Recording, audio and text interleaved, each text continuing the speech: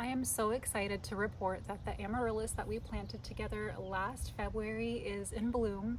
You could see it here next to me. That's the Minerva amaryllis. So in today's video, I wanted to share with you how I plant amaryllis outdoors in my Zone 9B garden in Northern California and give you some tips and advice for what I do. And then later on in the video, we'll be planting some more apple blossom amaryllis bulbs that I purchased from Costco. One of them is way late, which is okay. Looks like this one's gonna have like 3 blossoms. You might notice like the lime green color hasn't really been exposed to much light. Now, amaryllis can be planted outdoors if you live in a zone 9, 10, or 11. You'll want to plant your amaryllis in an area where they are going to get full sun. Usually about 6 to 8 hours a day is recommended. I have my amaryllis here. They get plenty of sun. They're on the south side of this fence, so they really get a lot of sun every single day. Number 2 is the soil. I did a little bit of reading, and some websites will say that they need like well draining soil. That's true, they do need well draining soil. If they are sitting in water, they are gonna rot, especially if you have like a lot of rain during the winter months. My bulbs are sitting here in clay soil. I didn't really add too much compost with them. Well, when I was planting them originally, I did put some compost around them, but I think really they'll do just fine in clay soil as long as they're not sitting in water. If they're sitting in water, they're gonna rot. Now, the depth that I have planted mine is, I want to say like their shoulders are covered and most of the neck is covered, because we do get some frost here in my Zone 9 garden. I wanted to make sure that the frost wasn't going to kill the plants during the winter. In the winter time, I did kind of come through and put some leaves around the base of the plant just to make sure like that neck area is not getting any frost, and they survived. Now, as far as spacing goes, I have 2 planted right next to each other, and I have them about 12 inches apart, maybe a tiny bit closer, but the recommended spacing if you're planting them next to each other is about 12 to 15 inches apart. This is a photo for my aunt's garden. She has a ton of amaryllis planted in this small container, so it's definitely okay to be more lenient with spacing and plant a lot closer than 12 to 15 inches apart. Now, I don't know if fertilizer is all that necessary, but I did use this fertilizer, just like the classic Miracle-Gro Shake and Feed, which I believe I got this one at Costco, but you can really buy it at any box store like Home Depot or Lowe's. Now, I read about how you could expect the leaves to kind of die back in the winter. I feel like mine never really got to that point. So what I just did is, sometime in December, they kind of started looking really bad, so I just came in with some scissors or pruners and cut off the leaves. For this one that's to the left of the rows, I actually cut that one earlier than the other 2. I think that's why this one may be blooming earlier, because I kind of put it into like a stage of dormancy sooner. So if you do have them outside and you kind of want them to start blooming earlier, go ahead and like prune them back in. I did mine in December just because the leaves started looking so bad. We had so much wind and they kind of started just not looking great. But they actually lasted really long. They looked good all of November. I actually have my amaryllis in part shade.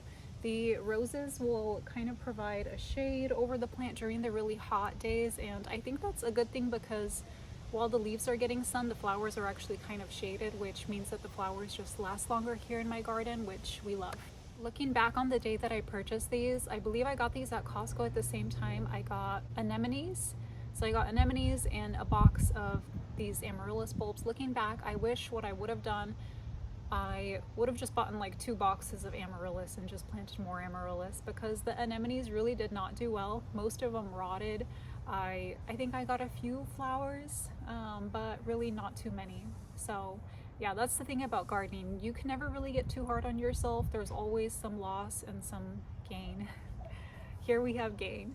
Thank you guys so much for watching this video. If you liked it, please give it a like. And if you want to see more gardening videos, make sure to subscribe to my channel. So I'm thinking to put one here, maybe here. I don't know, maybe there, or I'll save one for a container. So these are the bulbs that came in here, and they're such an amazing price at Costco. I believe they were $13.99 for 3 bulbs. And something I forgot to mention earlier is if we wanted these roots to kind of be stronger and if we wanted the flowers to come sooner, we could have soaked these bulbs in water. Not the whole bulb, but just the roots. Soak the roots in water for about 24 hours. That will typically strengthen the roots of the plant, kind of help prevent it from topping over, especially when the blooms start to come, and just to produce a healthier, stronger plant. But I didn't do that, which is okay.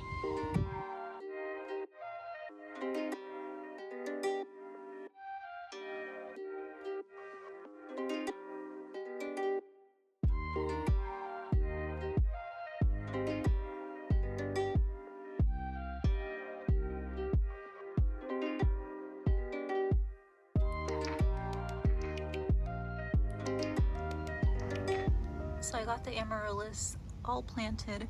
Well, I got 2 of them planted. One of them I'm gonna save and probably try and experiment a little bit with planting it into a container.